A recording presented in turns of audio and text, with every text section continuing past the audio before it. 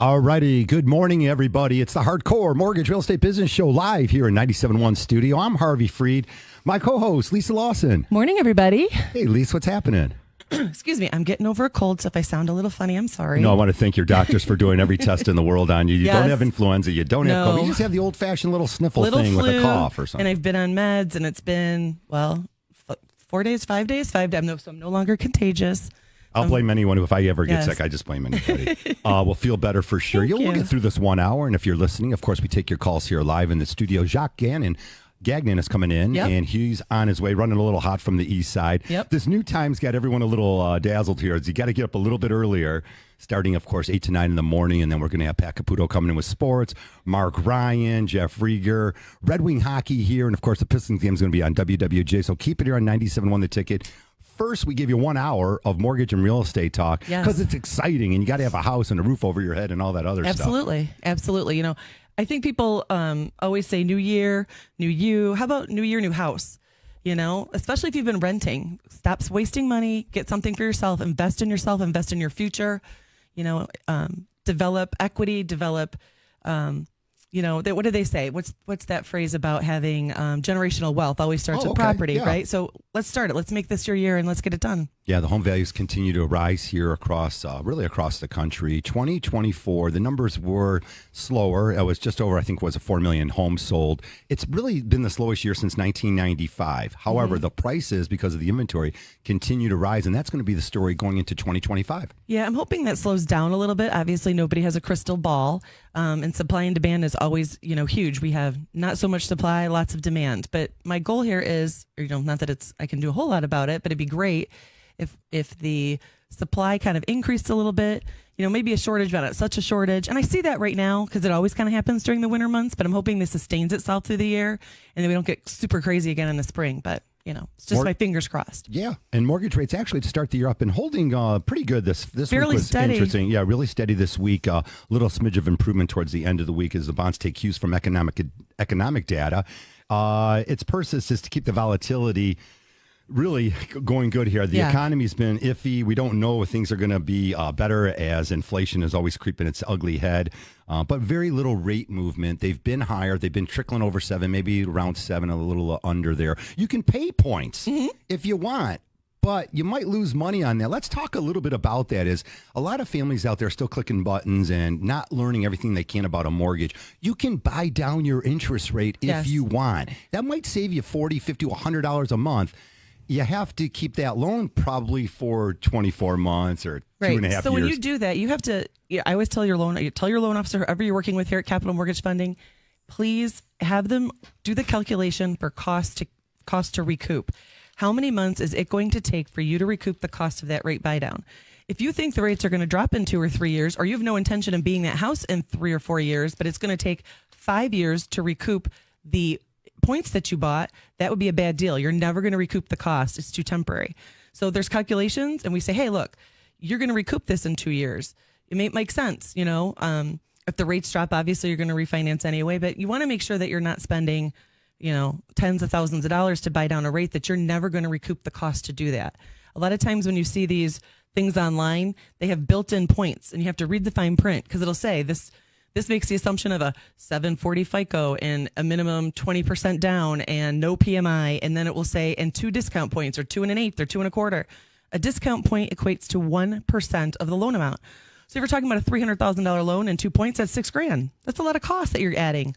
Yeah. So, if it saved you, let's just use a raw number, $100 a month. That's good, $100 savings. But if it costs you $6,000 and you divide that out, you're talking about you have to keep that loan 5 years just to break even. It usually doesn't make sense, especially in today's environment, because the mortgage rates that we feel and we're hoping that they will trickle down here in 2025. That's what the economists are saying. We have an amazing program called Rate Rebound. There you go. So the Rate Rebound program pretty much means if you get a home with us within the first 5 years, if the rates drop 0.5% or more, and you've made at least 6 payments, you can get the lower rate. And we pretty much absorb the costs, right? There's a couple third-party fees that we can't absorb because, of course, third-party, things like title, but we're not going to charge any lender fees. You know what I mean? So that makes it very advantageous for somebody who's like, hey, I want to refinance, but they don't want to spend all that money or have all that rolled into the loan amount. Ask us about the Rate Rebound program. It's kind of a built-in you're okay. It's a great Catch all. program because now you don't have to worry about the interest rate. Right. If you're only talking about interest rate with your mortgage lender, you're missing out. If they don't have anything else to talk about, Right. you're probably missing out on all this other great information they can talk about what happens when the rates do drop. You can refinance again because we're a mortgage bank. You can come back to us. It's a third of the cost. All right, Jacques, you came in hot, man. There he is. Yes, I did. Jacques, of course, you're with Realty Executives Home Towne out on the east side. You do all of Metro Detroit. Also, you handle property management. We always talk about that when you come on the show. So welcome back. Thanks for having me today. So what else is cooking out there in the world of rentals? I want to dive into that real quick with you in the first segment. So many families want to dip their hands in it. Home values have gone up. Nothing wrong with having some cash flow. Although so often there's only $300 to $400 or $500 you're making on that unit. But eventually, one day, when you own it free and clear and the rents continue to go up, let's talk a little bit about rental properties because some families, again, it's a little bit too much to handle. They didn't know what they were biting off, big mouthful. Yeah, so for example, last night about 4 a.m., we had a furnace go out in Chesterfield, and that's what we had to deal with in the middle of the night. So You do property management. I do property management too. So when you hire a property manager to run your rental, it's pretty nice because all you have to do is collect your check as the landlord, and you have the property manager, a company like myself, that handles the stuff in between. It might be $200, $300, $400 a month, but that adds up over time. And the other side of it, which you have to calculate, is the actual equity that you're building up, besides the positive cash flow. So I have some landlords that are only making $100 a month. Oh, even lower than, okay. Even lower, but they're still having positive cash flow from that. On the top of that, they have that equity.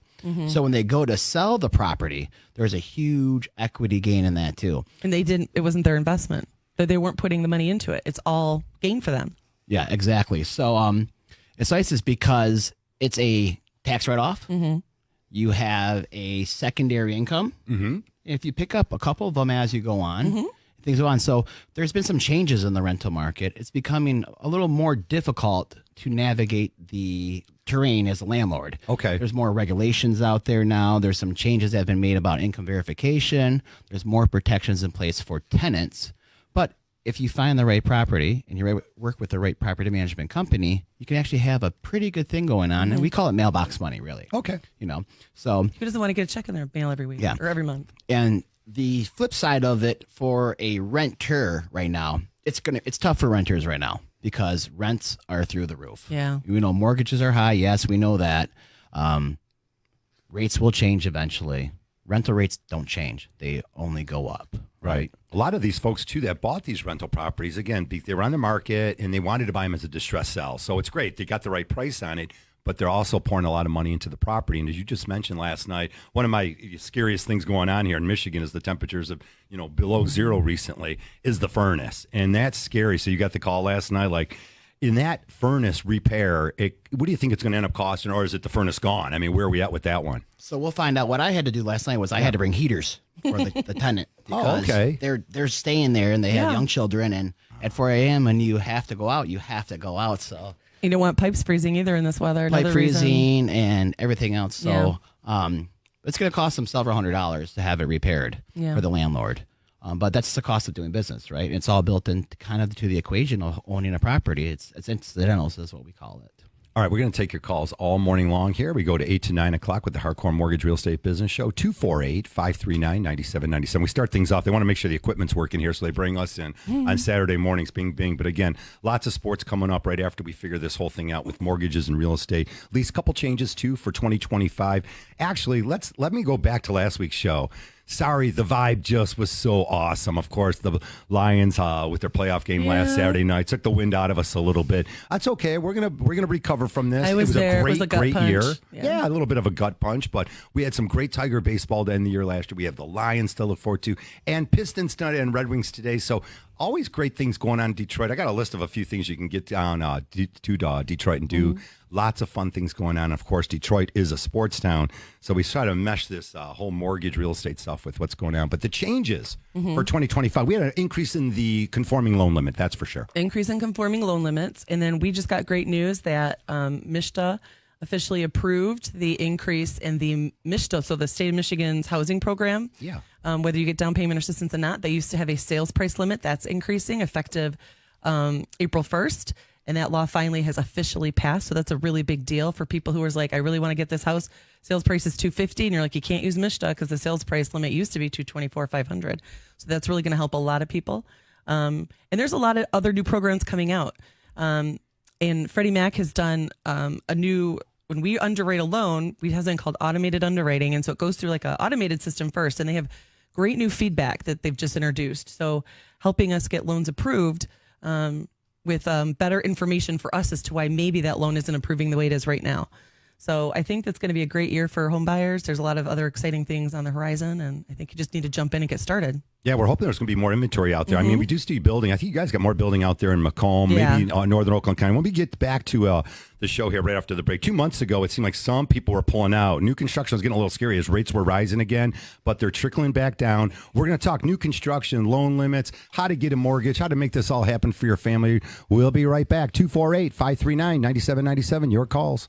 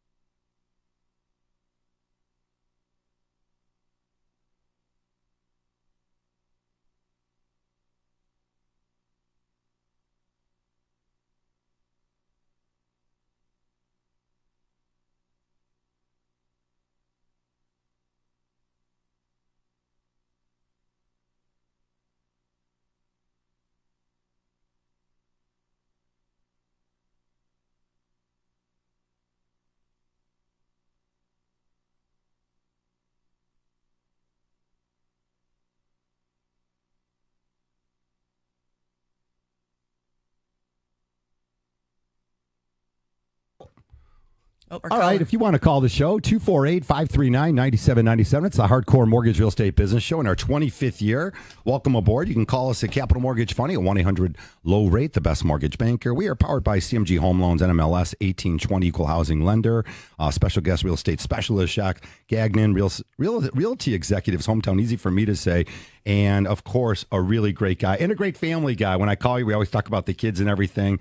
Where do you live in Northern Macomb? Where are you over there? Yep, on Northern Macomb out there in Shelby Township. Okay. So always happening out there. A lot of new construction going on.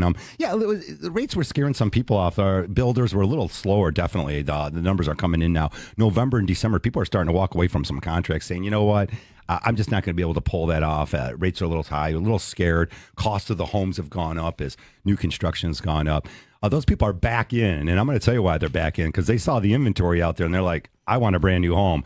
If I'm already going to spend this kind of money, let me get a house where my family can stay in. It's usually a step-up buyer on new construction. Usually it's your second home, not always. A lot of families can dive right in as prices are pretty decent still across the country. But picking up new construction out your way, do you see some new subs going in? What's going on your way? Oh, yeah, definitely. We see a ton of development out, especially northern Macomb County. So Northern Shelby Township, Washington Township, 23 Mile and North. And the Yep, north of 23 Mile 23 is North. kind of like a hotbed of new construction Macomb activity. Township too. Yep. Yeah. So you're seeing a ton of that. Even so, Lisa, we're Lutheran High North graduates. Go Mustangs, right? Yes, There you go go. Mustangs. Garfield going from ever just dead ends. Dead end used to. Now it's all open all the way down from Yeah. 21 north. You're going to see that a big chunk of 24 Mile Road south, 23 Mile Road. You're going to start seeing development over there as Yeah, well. So absolutely. Now that you have we used to have to dead end and you have to work around and it would take forever. And now that that's really streamlined and you can go all the way up, it's going to be a huge deal. And it's really, you already see it. You see new construction, they're like clearing land, putting in roads already. Like, it's happening. So this is going to be a perfect time if you're interested in that area to get out there. And taxes are competitive out there. yeah, No they offense are. to the west side, no offense to Oakland, but taxes in Macomb are typically, cheaper in general. And they give you overall. value too. A little So- bit less. Yeah, so like Macomb Township, they have the Macomb Township Rec Center, Which is awesome. There's I live tons of- personally in Macomb Township. Yeah, they have a ton of parks out Mm-hmm. there. There's great fire, great EMS, Mm-hmm. all those good support amenities that you want for a community. Yeah. and that's what you're looking for when you pay your taxes. Yeah. because taxes they're great in Macomb. They're still high everywhere. Right. Everybody's gonna say that, right? But Yes, but there's some areas that are much more competitive, and we're looking at new construction that makes a difference. You know what I mean? Because people are like, well, I don't understand how they calculate the taxes. In a new construction, they're going to use the millage rate times what your sales price is, divide by 2. And so it can get kind of pricey, but you need somebody that understands that so you can be properly prepared and, know exactly what to expect that's going to be in your payment. Builder confidence definitely moving in the right direction. But the Yeah. concerns were inflation, the tariffs might be coming that way. Building materials has always been a problem. The National Association of Builders forecast that 2025 should be a really decent year, though. Maybe a little bit of less appreciation. So that same new construction home that typically used to go, like if you didn't buy and they had 20 homes left and you didn't buy that year and you flip into the spring, all of a sudden those prices are 5 or 10% due to the lack of inventory and really the competition for them. Once you walk into a new construction home, I've been fortunate enough that at my age, when I was buying homes, there was a lot of building going on in 2000s. And I've had 3 new construction homes and there's really nothing like it. It is really fantastic. But again, a lot more money out of pocket. You got to have some additional money for your landscaping. Typically, some of the builders do Yeah. work it into the purchase price. And just some other things. But all the things you don't think of, like you need Yes. sod after you move in. You might need sprinklers. You are living in a new home with no curtains or no blinds. I mean, all those things are expensive. So you have to be properly prepared. This is not the time with the new construction. They're like, I'm going to go, and you drain your bank account and you get to closing and you've pretty much wiped out. You're going to be pretty disappointed because you're going to be living house poor for a long time. Absolutely. Because you have to prepare for all those other little things that most people aren't thinking about when they do new construction. And builders are great and they do appliances, but usually washers and dryers aren't one of them. Right. You're going to get a stove. You're going to get the range. You might get a dishwasher.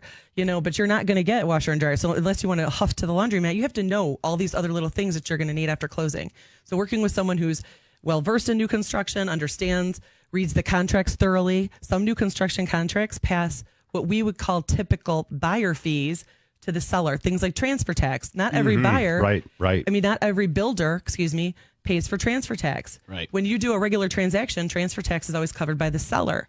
But again, some builders do, some builders don't. You have to be careful because if you get to closing and all of a sudden you need $4,000, $5,000, $6,000, depending on the sales price of the house, and to pay transfer tax to the builder, and you had no idea that was coming, because it isn't typically a buyer's fee. That's all more reason you got to work with people who understand what's going on, read the contracts, do their due diligence, and make sure you understand. Like that. Different nuances, too. When you have Yeah. new construction, some builders will actually separate the land purchase Yep. from the construction Yep. of the house. So lots of different things out there and getting with qualified people, knowledgeable people. Yep. It's not clicking buttons, folks, when you're doing that. No. You can click buttons when you walk in and you say you ought to pick your colors or something. Yeah. But the mortgage, a Your little bit- finishes and Yeah. things like that, that's and different. one thing that I've noticed with working with some buyers that are stepping up to the next level is a lot of buyers don't believe that any agent can work with builders, right? Right. So if you are going to buy a new construction house, you should get your own representation. 100%. I had a situation out in northern Oakland Township on a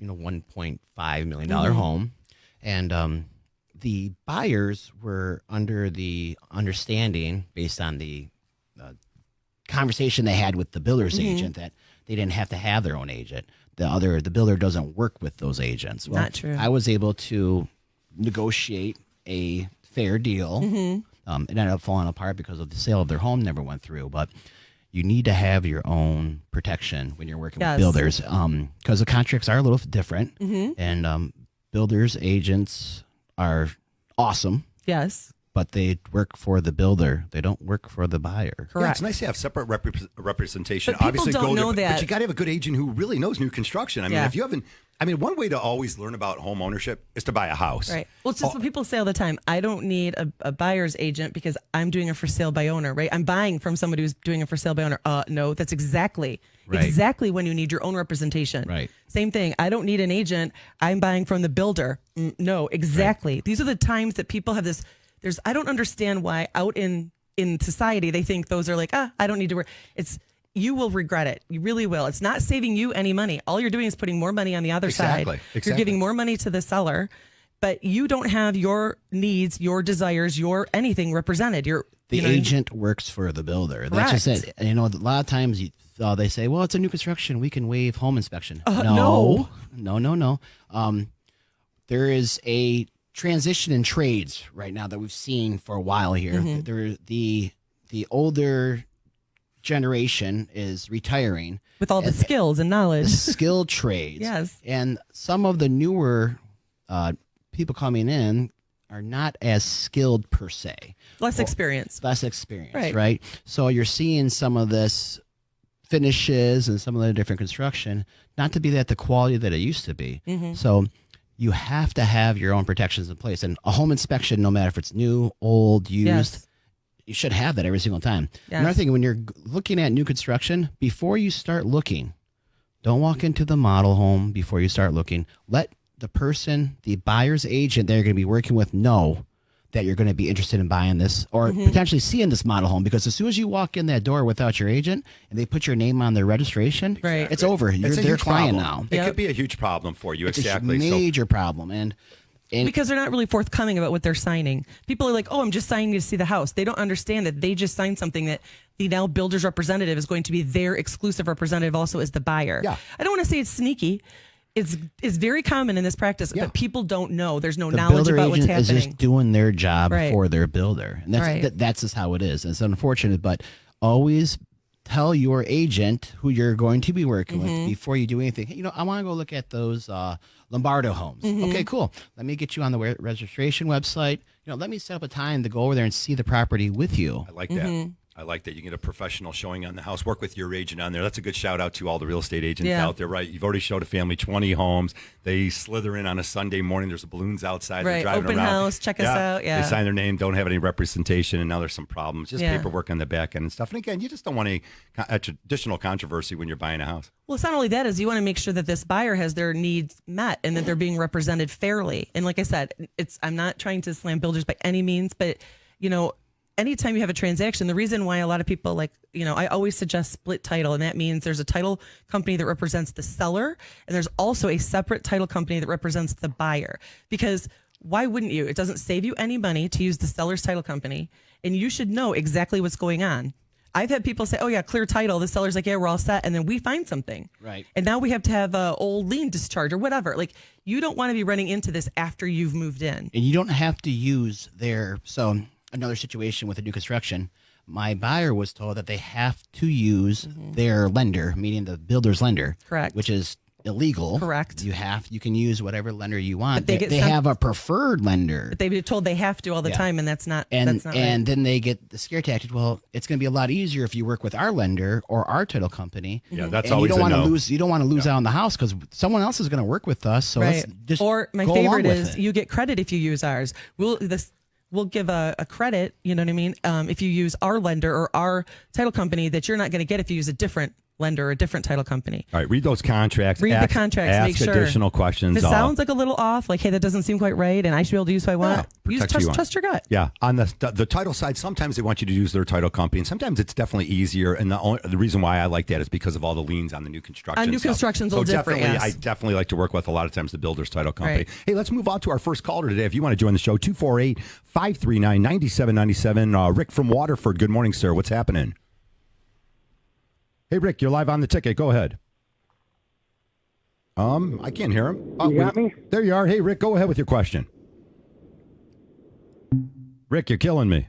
All right, we'll put him back on I think hold. we lost tried him. that. Okay, we take all your calls here, 248-539-9797. A lot of times, if you just call in the show, we're just going to get your name and phone number. And if you come through, hopefully it's a great call. You know, one of the reasons we love the calls is because it brings up other questions other people maybe not want to ask. When you're driving to work this morning, Right. You're thinking about buying a house. A couple things for sure. Budgeting a home is more than just saving for a down payment. That's one of the things, Lise, we stress so often. You need to account for the closing costs, moving expenses, insurance, potential repairs, renovation. So we recommend definitely understanding that debt to income ratio. At least we talk about it so often. Again, we can get families approved on the higher end of those debt to income ratios, meaning that, folks, you've got 2 car payments, you've got a credit card jammed up, you got some student loans. Now we're going to throw the house payment on top of that. Hey, I don't go out every night. You know, business hasn't been as vibrant as it has in the past. So again, you have to budget yourself properly. Yeah, you know, not saying that people can't be successful with when they close on something with a very high debt to income ratio. Some people, if they have high rent, especially if there's not been, we call payment shock, you might be paying $1,300 in rent, and that might have been 40% of your income. I mean, people make that work sometimes. And if you have a history of it, that's one thing. But if you don't, you just want to be real careful. Nobody wants to move into a new house and want to get all the new things to decorate and such and be house poor. All right, let's try Rick again in Waterford. good. Rick, it's a live radio show. What do you got? Good morning, guys. Thanks for taking my call. My man, go ahead, sir. What's your question? Hey, question being is refinance versus home equity loan. I've been in my home for about 13 years. Mortgage company says, it's time to, refinance. There's some repairs. I'm looking to do windows and a roof. The underlying pretense would be the credit score. Obviously, when I bought the home, I was 730, and I dropped down to 630 here. So I just didn't know if it would be advantageous to take the home equity loan now, maybe do some windows and a roof, and then refinance, down the road. I like that idea, Lisa. I'll let you go. So the biggest thing is what's the rate you have now versus the rate you would get if you did a regular refinance. I'm going to guess I'm that at like 4.5% right Then now. I've been in it for 13 years. As much as I want, and at least I know where you're going, Yeah. the much as I would say to typically is just get a home equity loan because we don't want to lose that 4.5. The problem is that credit score, that's going to be very difficult to get a home So equity we loan. got to do real math. Yeah. We got to figure out what your current payment is and compare it. Are we going to do it as a cash out refi? Because that payment together, depending on how much you have left to refinance on your first and how much money you need on the second home equity line of credit, may be less than adding just a second home equity line of credit. Because honestly, with that type of credit score, those rates are going to be in the double digits. So sometimes it's not such a big deal if you only need $15,000, $20,000. It still might behoove you to do the home equity line of credit, but we got to crunch the real numbers and figure it out.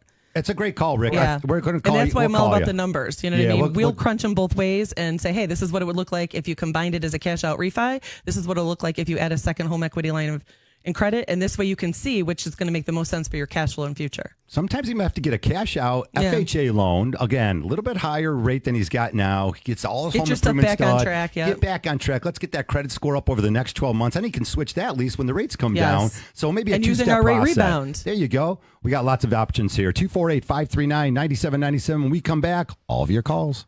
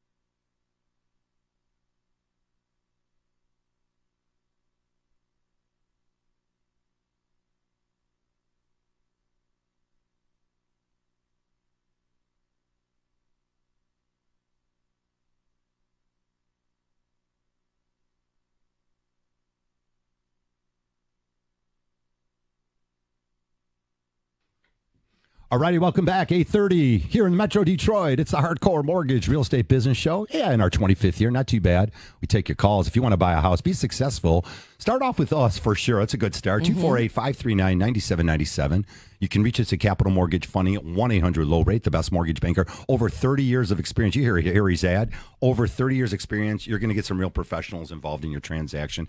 I think still the communication is the key to everything. We're going to talk a lot about details. Let's go to caller Vinay out there in Canton. Good morning, Vinay. You are live on the ticket. Go ahead.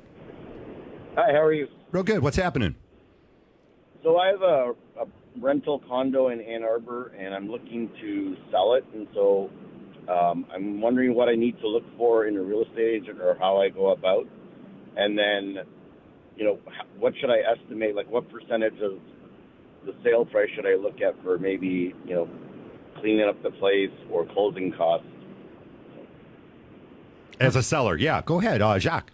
Yeah, so you have it's a rental right now, and you're looking to get rid of it in Ann Arbor, you said, correct? Correct.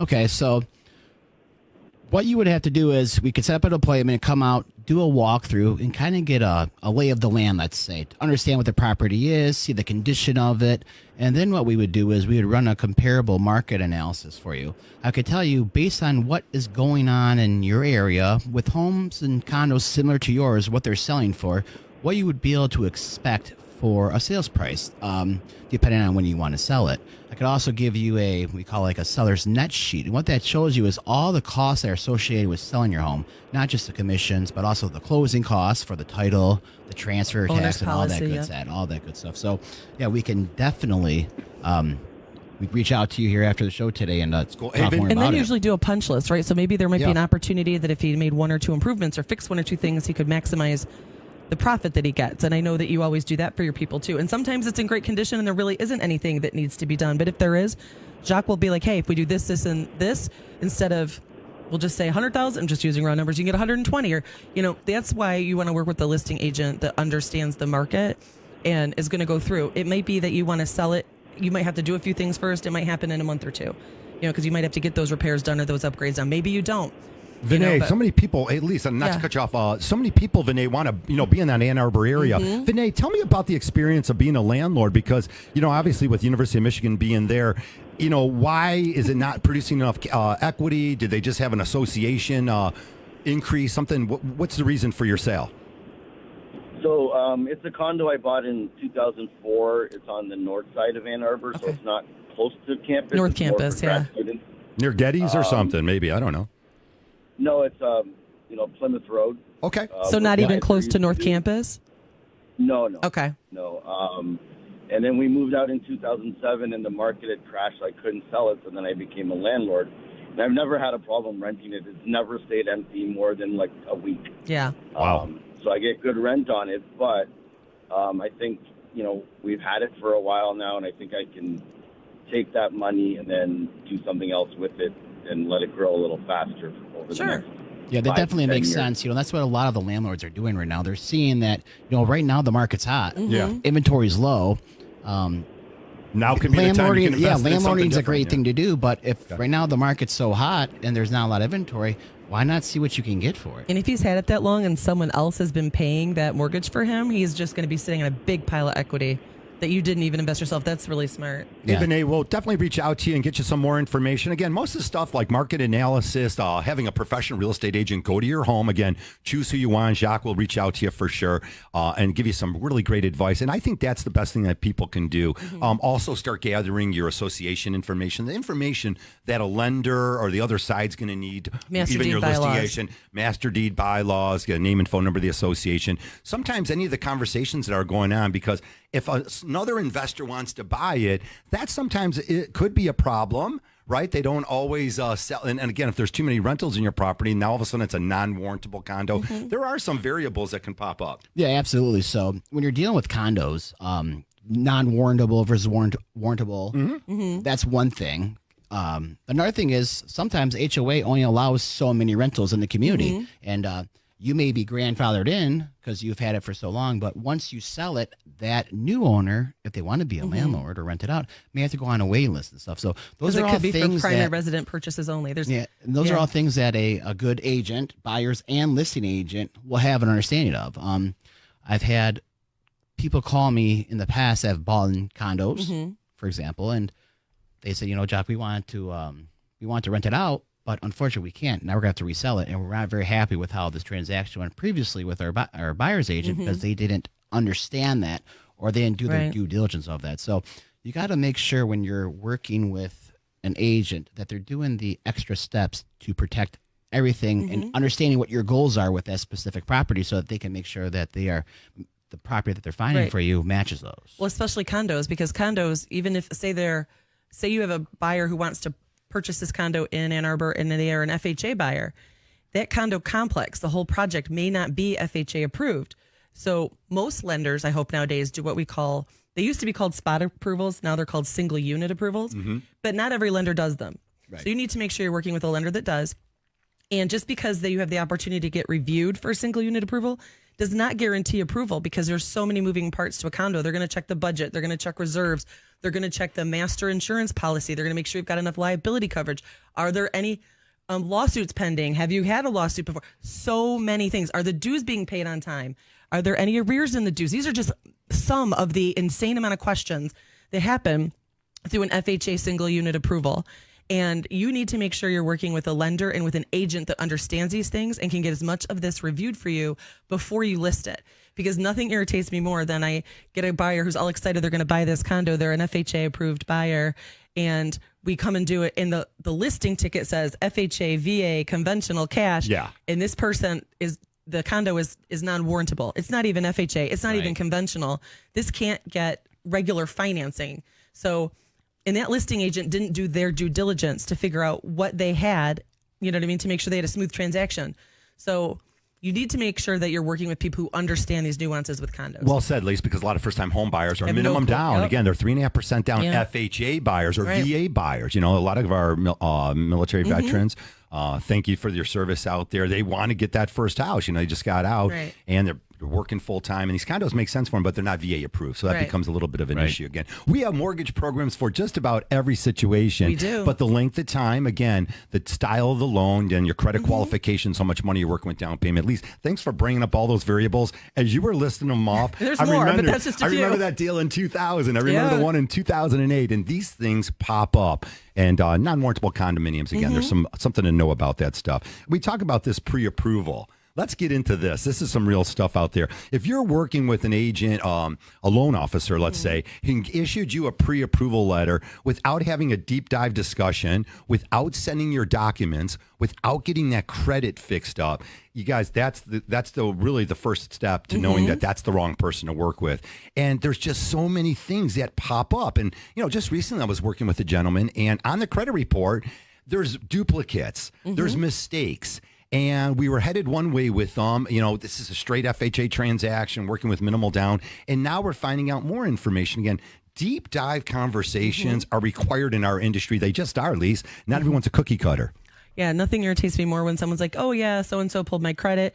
And I said, so when you discuss line by line item, I go through, I'm going to call you back and we're going to go through your credit report line by line to make sure that you recognize everything. You might not remember the exact payment amount or the exact total you still owe. Right. But all of these trade lines that are reporting, whether it is a line of credit or a collection or anything, needs to seem familiar to you. Because if I come up across something and I say this, and they're like, well, that's not mine. I never heard of that. I don't know what that is. Well, that's a problem. Sometimes they'll have duplicates. Sometimes something didn't get closed properly, hasn't updated in a year. I mean, there's so many things that we can get corrected and fixed. But you have to have the conversation, and I just don't understand how lenders are out there issuing approvals and been like, hey, I go, well, when you went over your credit report, and they're like, well, nobody went over the credit report with me. I'm like, yeah, how does that happen? And as a seller, work with an agent that understands that right now is not everything's getting offers on it. Things are sitting on the market longer. Yeah. So when some agents get offers and they're so excited, they say, we'll worry about it. There's companies, some of them are based here in Detroit, that are click on the website, get pre-approved right away. There you go. I'm not a big fan of that specific company, and I don't take their offers often because a lot of the time there's no due diligence done on the lender side. It's just a pre-qualification letter. That doesn't mean anything. You get this offer in, the seller is all excited just to find out that, hey, this person's actually not qualified for anything. Right. Jacques, it's usually a domino effect too. Someone's buying, my client's buying a house, and someone's buying their house, and if that doesn't close, and they can't close, and things can get pretty mucky really quickly. We've seen some sloppy addendums too. We'll get into a lot of paperwork maybe in the next segment, but definitely if you want to buy a home in 2025, a couple crucial things would be your credit score. Remember, the biggest part of your credit score is your payment history.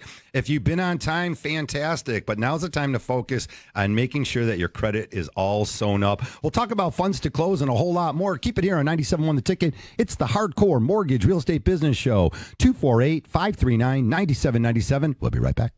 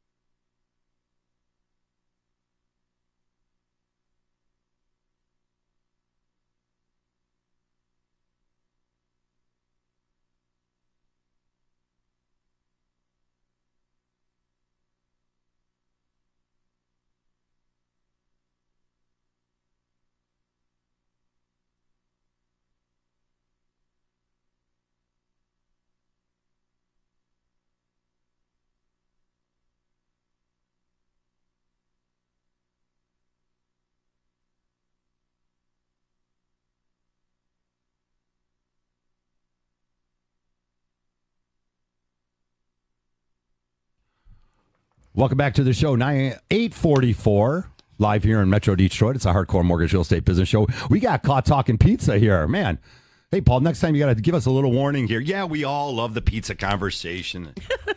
Metro Detroit, one thing about it is so many people move away here, and whenever they come back, they're always excited to get back to our area. Detroit style pizza. But besides the pizza, how about all the culture we have here? All the great food. Your Middle Eastern food. Mediterranean food is amazing. We have that. Greek you name food. the culture, right? Italian. I mean, East Side Italian. East side you can't beat Italian. it. I was going to say there's a lot of Italians on I'm the sorry, East the side. West Siders don't have it. I apologize. We got for some that, Italian places over here not on the like we West do. Side. It's Yeah, okay. sure you do. Yeah. All of a sudden, Olive Gardens. It's the fine. restaurant owners will be calling in. Jacques, give your shout out to your children because you're such a great dad and they listen. Yeah, I don't know how they listen to this, but So I know my children are listening today, so I want to say hi, Gianna. Okay. Hi, Eva, and hello, Benjamin. You know, Gianna's got a birthday coming up. She's going to be 6 years old, so I know she tuned in early today just to hear her name on the radio. So happy birthday. I wanted to make sure I gave them a shout out. So thank you for letting me do that.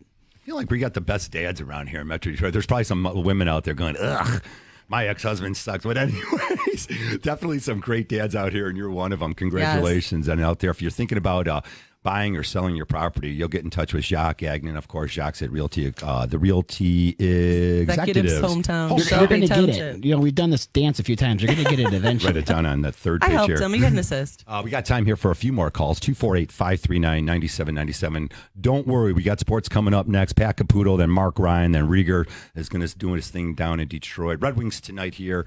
And, of course, the Pistons game will be on 950, the sister station, 950 a.m. The housing market is definitely not a one-size-fits-all, that's for sure. Some areas lean towards buyers, while others remain competitive sellers markets. The importance of staying informed about your local market, that is so key to everything. And I think that's what's great. I mean, Metro Detroit's not it's a good-size area. You can pretty much be an expert in Metro Detroit. I think the three main counties. Now, when you start branching out to some of the other counties, if you don't know what's going on, again, sometimes it's maybe more important to have some people that are boots on the ground in those particular areas. You tell me more. Tell me more. Exactly about. So, just because you are licensed in the state of Michigan doesn't mean you need to sell everywhere in Michigan per se. Now, I have to say I have a few listings. I have one in Gladwin on the water. I have one up in Oscoda. Oh, I like that one.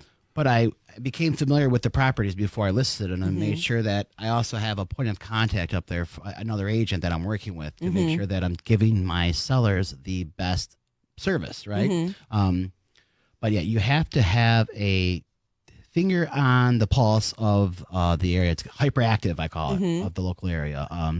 So even, especially when you look at like a city like Detroit per se, I don't do much Detroit proper. I don't do any rentals in Detroit proper because I am not comfortable with the different areas of Detroit. I'm not And sure. it's very different. If you don't know, it's drastically different. Yeah. So there's so many different things. So there's agents out there that's, I'll go everywhere in Detroit. But if you're not comfortable with that, it's always good to make sure that your agent is comfortable with where they're working and just not chasing it. And is honest with you and defers to say, hey, I'm not great in Detroit. I've not done a lot there, but this agent in my office, or I can refer to somebody that's their specialty. It's called the fiduciary duty that we have as real estate agents. So we owe our client a fiduciary duty to make sure we're giving them the best service and making sure we're taking care of their best interest. What I just say was their best interest, not my best interest. Right. And that's hard to do sometimes for some agents because they get so caught up in the movement, especially with a year last year that was so slow for a lot of agents. People are just grabbing where they can just to try to make some money. Yeah. Unfortunately, it's not giving their clients The market best. trends in the specific areas you're looking at, it's key to know. And obviously, the people you're working with, they got to be on their game. Stay realistic about wants and needs. I write this stuff down every week here. Just wanted to circle back in as we got a lot of first-time home buyers coming out, Lisa. The importance of separating the must-haves and the nice-to-haves. Very important when you're working with a great agent. Again, sit down and because of the inventory, when that great house pops up and it's checking 4 of the 5 boxes, you got to react. You got to move fast. Yeah. So right now, it's there's not a ton of inventory out there, but you're not always going to get your dream home per se. Right. If you could check most of those boxes and you get into a home and you're owning the home, the biggest box that you have to check is equity, owning your home. That's the biggest thing. So I'm in the rental right now and I just don't see a thing that I like out there. Well, And my rent's going up $100 to $200 a month. right, and you're just throwing money away. So what if you should have done 3 years ago is you should have bought Yeah. the house that because if you're in a rental, you're settling, correct? Correct. You're selling for that house because that's not your home. You're selling for it. Yeah, it's new, this or that, the other, but you're still settling for it. Right. So It's temporary. You if don't really take it if that it's seriously. temporary there, then why don't you just buy something temporarily, Build equity. build the equity, sell it, and now you put yourself in a position 3-4 years down the road, whenever it is, to buy what you actually want. Right. They call them starter homes for a reason. Right. So what I tell my first time home buyers is, let's look at your payment compared to what you're paying for rent right now. That is the most important factor. Yeah, you may want to be in Shelby Township, but you may have to go to Sterling Heights. Right. You may want Birmingham, but you may end up in Hazel Park or Ferndale. But eventually you can get to that point. But don't chase or go house broke per se. Right. It's a financial decision, and you have to work with individuals that have the understanding of that. And sometimes it's going to be a two-step process. Like you said, you might want Birmingham and can't get that right away. Well, maybe you buy something like you said in Oak Park, Hazel Park, and build equity, sell it. You're going to have a huge chunk of change, and your next purchase is going to be exactly where you want.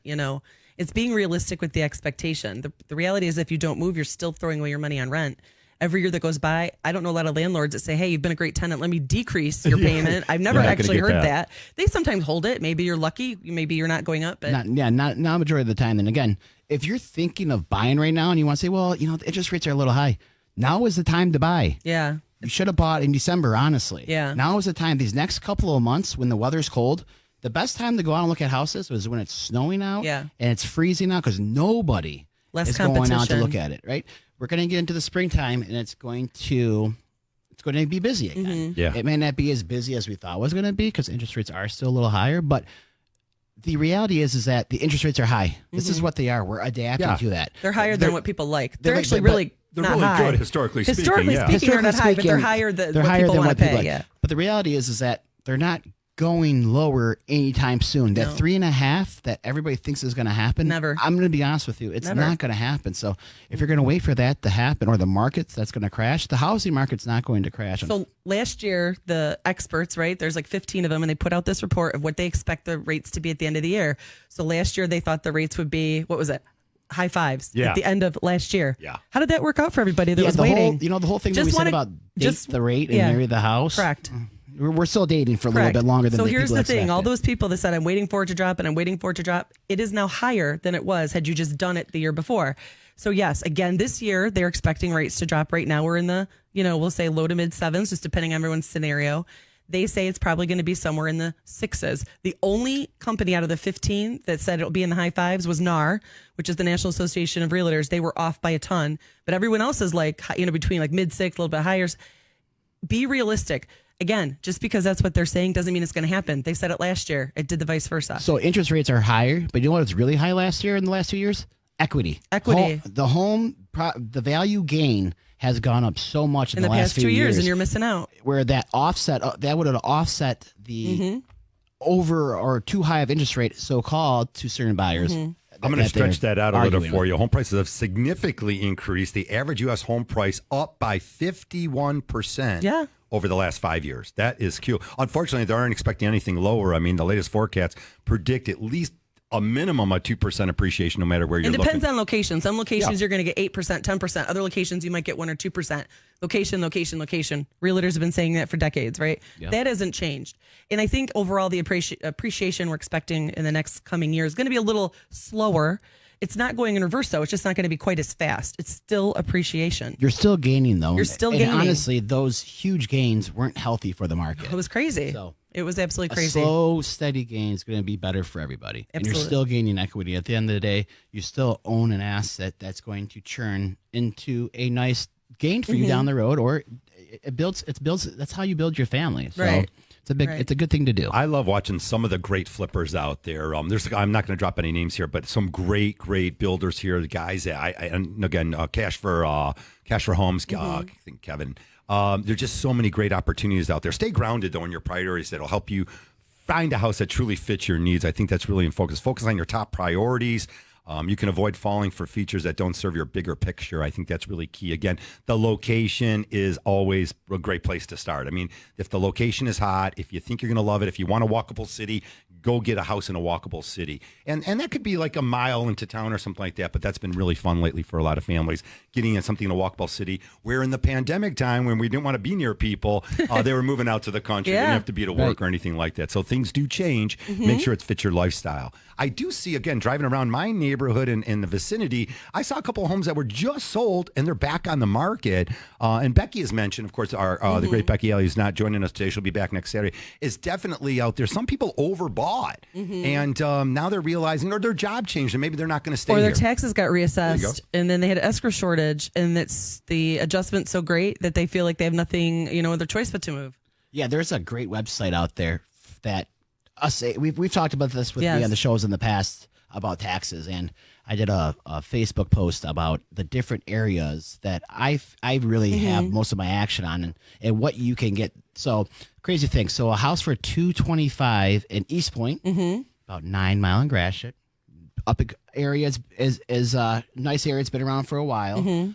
The taxes were the same as a house for about $400,000 in Sterling Heights, and that's a millage rate. So when you are voting for the different millages and stuff, make sure you understand what that is. I did a Con Ed recently, and we were talking about the millages and the taxes, and it goes to affordability. But when they say vote for the school millage, you don't get the schools better.